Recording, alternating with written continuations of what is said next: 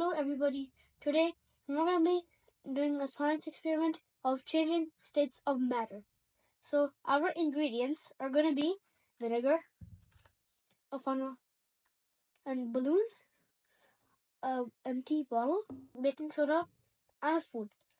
Now let's get into it. Let's just put that in. Now I'm going to get our baking soda and our spoon. 2 spoons, okay? Oh, that's our first spoon. That's our second spoon. Now we're gonna get the vinegar out.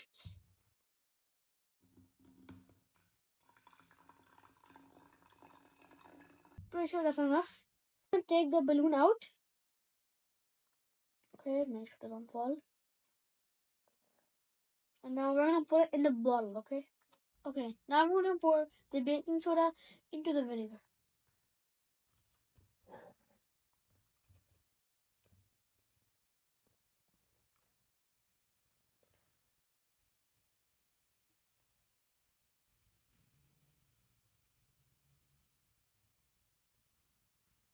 Okay.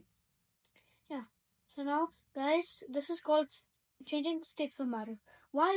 Because we got a solid and that solid turned into a gas. That's called sublimation. Anyways, guys, bye. Hope this experiment is useful.